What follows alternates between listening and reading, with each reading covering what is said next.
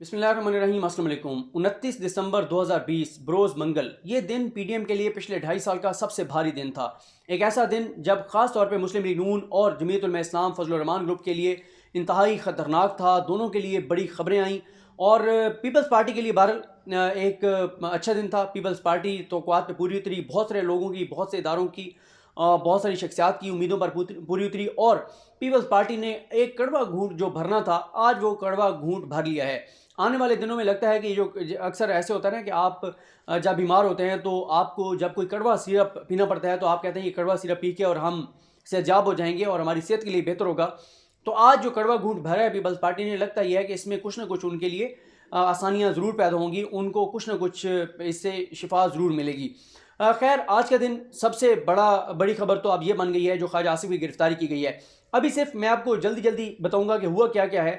बाकी ये इश्यूज़ ऐसे हैं कि हर इशू के ऊपर अलग अलग बात होने वाली है, मुकम्मल तफसीलात आपको बतानी है। इन तमाम स्टोरीज़ के ऊपर अच्छी खासी चीज़ें हैं, लेकिन अभी हम ओवरऑल सियासी माहौल की बात कर रहे हैं। सबसे बड़ी खबर आज की जो बन गई वो ख्वाजा आसिफ की गिरफ्तारी थी। आमदन से ज़्यादा सासों का केस। मैं देख रहा था जंग और जियो ग्रुप और वो दी न्यूज़ के एक रिपोर्टर हैं, उन्होंने बड़ी दुख में ट्वीट किया हुआ था कि ख्वाजा आसिफ बेचारे जो हैं वो पाकिस्तान के पहले वज़ीर दिफा हैं जो कि गिरफ्तार हुए हैं। तो मैंने उनको ट्वीट करके ये कहा है कि काश कि आप ये भी लिख देते कि ये पाकिस्तान के पहले वज़ीर दिफा थे जो यहाँ पे वज़ीर दिफा भी थे और दुबई के शेख के पास नौकरी कर रहे थे और वहाँ पे इनके पास हुनरमंद मजदूर का अकामा था। तो ये आपको पता है जंग ग्रुप, जियो ग्रुप और मीशकुल रहमान के जितने भी मुलाजमीन हैं उन सबको यही टास्क मिला हुआ है कि आप जितना पीडीएम को फ़ायदा पहुँचा सकते हैं, जितना फ़ौज के ख़िलाफ़ बात कर सकते हैं, जितना इस वक्त इस हुकूमत को आप बदनाम कर सकते हैं और जितना करप्ट जो एलीट है, चाहे उसका ताल्लुक किसी भी जमात के साथ हो, जितना उसको आप पाक साफ बनाकर पेश कर सकते हैं वो किया जाए। तो ख्वाजा आसिफ पे बात करेंगे कि सुप्रीम कोर्ट ने कौन कौन से सवालात उठाए थे, तब से लेकर आज तक उनके ऊपर मुकम्मल खामोशी थी, उसके ऊपर कोई तहकीकात नहीं हुई थी। और ख्वाजा आसिफ की गिरफ्तारी पे दूसरा भी एक मौक़िफ़ है, वो ये भी है कि कहीं ऐसा तो नहीं है कि ख्वाजा आसिफ उसी तरह गिरफ्तार हुए जैसे एहसन इकबाल ने 2007-8 में जब नवाज शरीफ वापस आ रहे थे और मुशर्रफ का दौर था 2007 में, तो उस वक्त एहसन इकबाल ने खुद गिरफ्तारी दी थी। वो बुला के फ़ोटोग्राफ़र, वो ईसा नकवी साहब अक्सर बताते होते हैं कि कैसे वो सारा कुछ हुआ था। तो फ़ोटोग्राफ़र बुला के खुद यूँ तस्वीर बनवा के और गिरफ़्तार हो गए थे। कहीं ऐसा तो नहीं है कि ख्वाजा आसिफ ने खुद ही ये गिरफ़्तारी दी हो और नैब से तामुन ना किया हो और जानबूझ के ऐसी चीज़ें की हों कि किसी तरह से वो गिरफ़्तार हो जाएँ। तो मुझे लगता है ये गिरफ़्तारी उनके लिए फ़ायदेमंद है, क्योंकि अब वो वक्त आ गया था कि वाकई आर या पार होना था, या आपने इधर जाना था या आपने उधर जाना था। तो ख्वाजा आसिफ के लिए बहरहाल ये गिरफ़्तारी बहुत खुशाइंद होगी उनकी ज़ात के लिए। बाकी नून लीग के तो गुब्बारे में से हवा निकल गई है, धमकियां दे रहे हैं, ये कर देंगे वो कर देंगे। 100 बंदा भी कहीं नहीं निकला एहतजाज करने के लिए, जो कहते थे कि पूरा पाकिस्तान बंद कर देंगे। ख्वाजा आसिफ की गिरफ्तारी पे 100 बंदा भी इकट्ठा नहीं हुआ। और ये भी मैं आपको बता दूं कि इस वक्त तक मैंने कम अज़ कम कहीं नहीं देखा कि मौलाना फजल रहमान का कुछ सख्त मौक़िफ़ जो है वो सामने आया हो। वो बहुत ज़्यादा परेशान है इस वक्त, बहुत शदीद सियासी अजियत में है जो पीपल्स पार्टी ने आज किया है। ख्वाजा आसिफ के बाद दूसरी जो खबर है वो है मुफ्ती किफ़ायतुल्लाह वाली। मुफ्ती किफ़ायतुल्लाह के ख़िलाफ़ जो गद्दारी का केस दर्ज करने का हुकूमत की जानिब से कहा गया है, उस पर किस्मत खान ज़िमरी साहब ने एक पूरी स्टोरी बनाई है कि किस तरह से इनके खिलाफ कार्रवाई होगी, क्या उसका दायरा इख्तियार है, क्या चीज़ें हैं, वो इंशाल्लाह मैं आपको किसी वीडियो में बताऊंगा तफसील के साथ कि क्या क्या प्रोसीजर होगा, किस किस तरह होगा, इनके ऊपर क्या क्या चार्जेस हैं, इन्होंने कहा क्या था और अब कैसे ये मामला आगे बढ़ेगा। तीसरी बड़ी खबर, वो भी बहुत बड़ी खबर, और वो ये थी कि पीपल्स पार्टी की सेंट्रल एग्जीक्यूटिव कमेटी का जो इजलास था उससे जो चीज़ें आई, उन्होंने तो एक कोहराम बर्पा कर दिया और एक जलजला बर्पा कर दिया पीडीएम के अंदर। ये पता था सबको, लेकिन ज़ाहिर है इन सबको यही था कि शायद ये ना हो, शायद ये ना हो, शायद ना हो। सबसे मुराद है कि पीडीएम में सब की तरफ इशारा है। पीपल्स पार्टी ने आज वाज़ेह तौर पर कह दिया है कि नवाज शरीफ वापस आएँ, लॉन्ग मार्च करने को तैयार है, मियाँ साहब आएँ, आगे आगे चलें, पीछे पीछे हम होंगे। क्योंकि पीपल्स पार्टी को पता है कि नवाज शरीफ जैसे ही अगर पाकिस्तान आते हैं तो नवाज शरीफ तो एयरपोर्ट पर गिरफ्तार हो जाएंगे और अब तो उनकी ज़मानत भी मुमकिन नहीं होगी। उसकी रीज़न यह है कि वो इश्तिहारी हैं, मफरूर हैं और उनके केसेस कई अदालतों में, तो बहुत लंबा प्रोसीजर होगा और उनका बाहर आना मुमकिन नहीं रहेगा। अब तो मेन अपीलें डिसाइड होंगी तो कोई ज़मानत शमानत होगी, वरना उनकी ज़मानत भी मुमकिन नहीं है। और वो भी वो दोनों केसेस में बरी हों, तीनों केसेस में बरी हों, तो तब जाके उनकी कोई ज़मानत हो, वरना कोई उनके चांसेस नहीं है। और उनको पीपल्स पार्टी को यह भी पता है कि नवाज शरीफ फैसला कर चुके हैं कि उन्होंने अपनी बाकी मादा ज़िंदगी जो है, जब तक उनकी ज़िंदगी है, वो लंदन में रहेंगे, उन्होंने पाकिस्तान नहीं आना। जो शख्स अपनी वालदा के जनाजे के लिए ना आए तो उससे फिर आप और क्या एक्सपेक्ट कर सकते हैं, उसने और क्या करना है। इसके अलावा फिर एक और चीज़ जो आज की दिन की इंपॉर्टेंट थी, वो और पीपल्स पार्टी का तो आप सारा देख ही चुके हैं, उस पर ख्याल तफसील से भी बात करेंगे। जो उन्होंने कह दिया कि सेनेट इंतखाबात भी लड़ेंगे, ज़मीनी इंतखाबात भी लड़ेंगे, इस्तीफ़े भी नहीं देंगे, लेकिन हुकूमत को घर भेज देंगे, इमरान खान को घर भेज देंगे, पता नहीं। और वो उनसे पूछा गया कि वो तरीकाकार क्या होगा, तो वो कहते हैं ये राज की बात है, ये थोड़ी मैं बताऊँगा। तो वो जो एटम बम की बात थी, जो हुकूमत को टफ टाइम देने की बात थी, वो सारी बातें हवा हो गई हैं। उसके बाद चौथी खबर जो बहुत बड़ी खबर है, वो भी उस पर मैं एक तफसील से वीडियो में बात कर चुका हूँ, JUIF के नाराज़ अरकान वाली, वो खैर आप मेरी वीडियो देख चुके होंगे, वो मैं तफसील से बात कर चुका हूँ कि क्या वहाँ पर हुआ और क्या होने जा रहा है। पांचवी खबर, वज़ीर आला सिंध सैयद मुराद अली शाह को जो सुप्रीम कोर्ट ऑफ पाकिस्तान में तलब किया गया, वहाँ जो रिमार्क्स आए, जो इंकशाफात हुए, जिस तरह से चार्जशीट किया गया, पीपल्स पार्टी की गवर्नेंस, पीपल्स पार्टी की नाअहली, नाकामी, इनकी करप्शन, इनकी लूट मार और इनका खिलवाड़, सूबे को जिस तरह से चला रहे हैं, जैसे कराची के बारे में कहा कि उसको गाँव बना दिया है, उसको देहात बना दिया है, कराची को तबाह कर दिया है, बर्बाद कर दिया है, पैसा कहाँ पे है, प्रोजेक्ट कहाँ पे है, कोई एक चीज़ बता दें जो बेहतर की हो।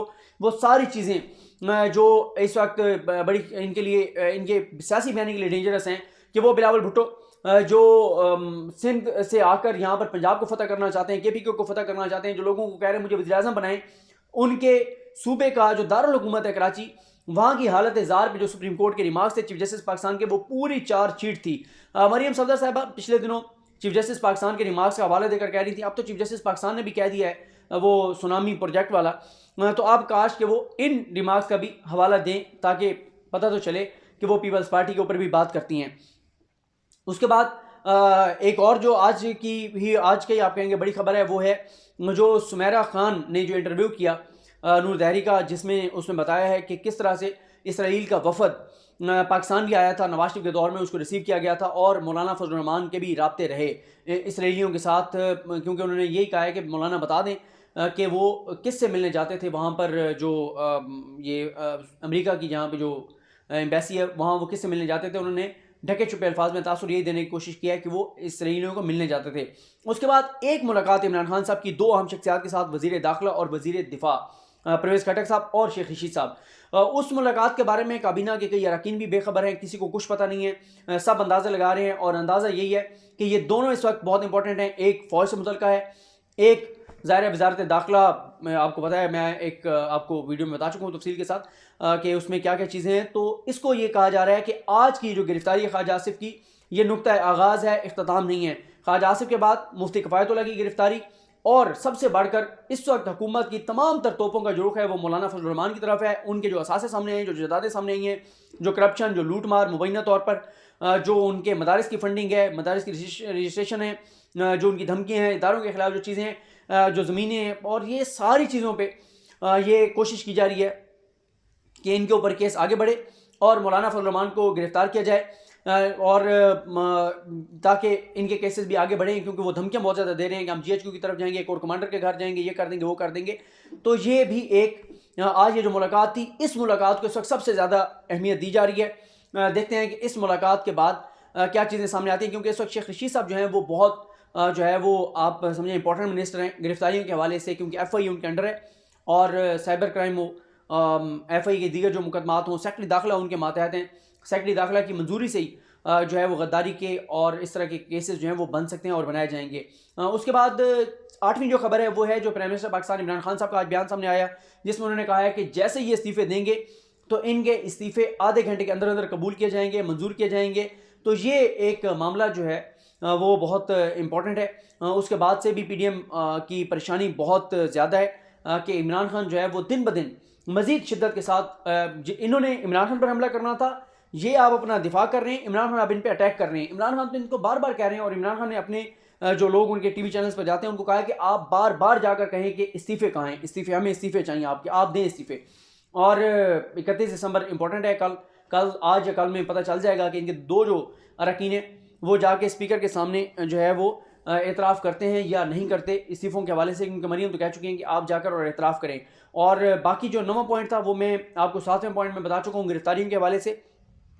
लगता ही है कि जो ये दिसंबर है ये इसका अख्ताम भी ये गिरफ्तारी के साथ होगा, और नए साल का आगाज़ भी किसी न किसी गिरफ्तारी के साथ होगा, क्योंकि मेरा ख्याल है कि हुकूमत की हिकमत अमली ये रही है कि पहले इनको कमज़ोर होने दें और इनको एक्सपोज होने दें। अब ये एक्सपोज हो चुके हैं, कमज़ोर भी हो चुके हैं, और इनको कमज़ोर जो किया है वो पीपल्स पार्टी ने किया है। और जो पीपल्स पार्टी ने इनके साथ किया है। और पीपल्स पार्टी ने वैसे आप ये नहीं कह सकते कि गलत किया, पीपल्स पार्टी बिल्कुल ठीक कह रही है कि भाई अगर हम इस्तीफ़े दे देते हैं, अगर हम इस्तीफ़े दे देते हैं इससे कौमी असम्बली से, सूबाई असम्बलियों से, और फिर भी इमरान खान वज़ीर आज़म रहता है तो हमें किस चीज़ का फ़ायदा है। और फिर आप कहते हैं ज़मीनी इलेक्शन भी नहीं लड़ना। दूसरा वो कहते हैं कि भाई सेनेट इलेक्शन में हम नहीं जाएंगे, सेनेट इलेक्शन फिर भी हो जाएंगे, ज़मीनी इंतखाबात नहीं लड़ेंगे, हुकूमत जीत जाएगी। तो फिर प्लान भी नहीं है मौलाना फजल रहमान के पास, प्लान सी नहीं है, वो स्टेक होल्डर नहीं है, पीपल्स पार्टी स्टेक होल्डर है। मौलाना हर चीज़ तबाह और बर्बाद करना चाहते हैं, आग लगाना चाहते हैं, वो कहते हैं सिस्टम लपेट दिया जाए। तो पीपल्स पार्टी को ये भी है कि अगर सिस्टम लपेट दिया गया तो फिर यहाँ पर जो सिस्टम आएगा वो फिर शायद कोई भी अफोर्ड ना कर सके। कोई से मुराद है कि इनकी जमातें अफोर्ड ना कर सकें, क्योंकि फैसल वोटर साहब ने एक उसमें कहा था प्रोग्राम में कि अगर ये निज़ाम जाएगा तो फिर इलेक्शन नहीं होगा, फिर सदारती निज़ाम आएगा। बहरहाल ये मैंने खबरें आपको बताई, इन पे एक एक खबर पे तफसील के साथ जो इन्फॉर्मेशन अगर शेयर करने वाली होगी, जो हो चुकी है उस पर बात नहीं होगी, जो नहीं हो चुकी उस पर नेक्स्ट वीडियोज़ में बात करेंगे। मुझे अपनी दुआ में याद रखें। लखनी हम सबका हमीं नसरो। अल्लाह हाफिज़।